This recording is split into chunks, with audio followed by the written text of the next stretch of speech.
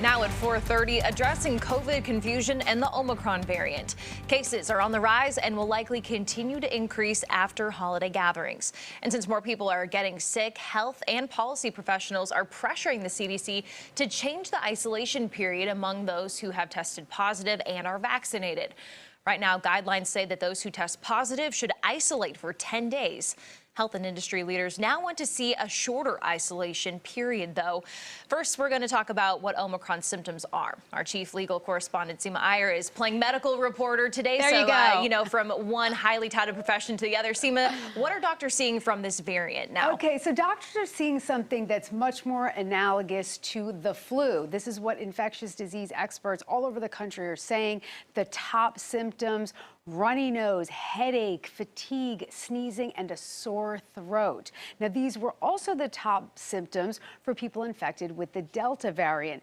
Important to note, this is not like COVID, where we completely heard about this loss of taste or smell, but you have those typical cold flu symptoms, which makes things really more confusing, right, Annie? Because some of us are dealing with symptoms and we're not sure, is it a cold, is it the flu, is it COVID? And that's why, of course, people keep telling us, get tested if you're not sure, Annie. Right, and we've seen long waiting lines all over the country. You can't get those at-home tests either, but it is cold and flu season. We can't forget about that, so that does add to the confusion.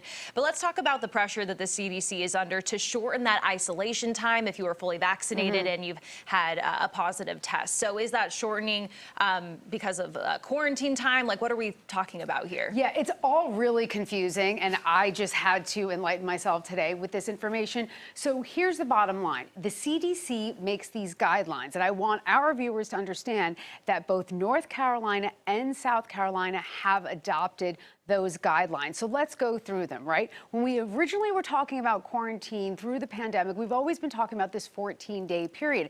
But now quarantine can be stopped after the 10th day without a test. Or you can stop after day 7 with a negative test result if you receive that negative test result from day 5 or later. So that's really changed the quarantine times, right?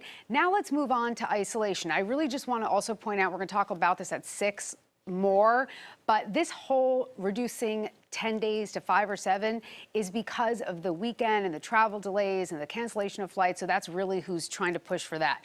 But we need to talk about calculation, because people say, great, I can isolate for 10 days. When do I start? Well, here you go.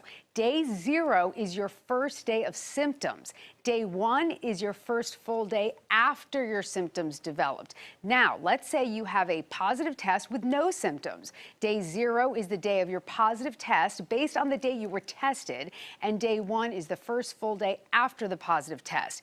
If symptoms develop after a positive test, well, you have to start that 10-day isolation clock all over, Annie. Oh my gosh. Yes, I know. I've never even seen that. We've been in this for about 2 years now. I've never seen that kind of calculation. So we appreciate you breaking that down. Yeah, and I think it's important. Our viewers need to know. Yes. Like, how do you figure this all out? Yeah, right. We're just making it easy for you. Yes. Everyone knows how to Google, but just go to fox46.com. We've got that for you. But so now talking about what CDC and local officials are saying, the best way to protect yourself from Omicron in general, in COVID as well, even though we're not seeing quite as many as that original COVID.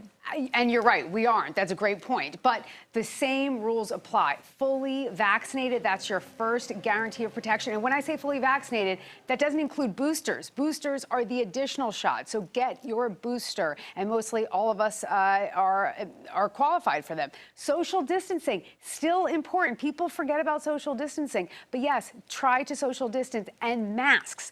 Now, there's something really big I'm going to tell you about masks. You got to tune in at 6 p.m. because we're going to talk about masks. We are going to talk about travel. Do you have to adjust your travel plans this week? And the all-important question on everybody's mind: can I party with my friends on New Year's Eve? And does Seema get to make out with a stranger?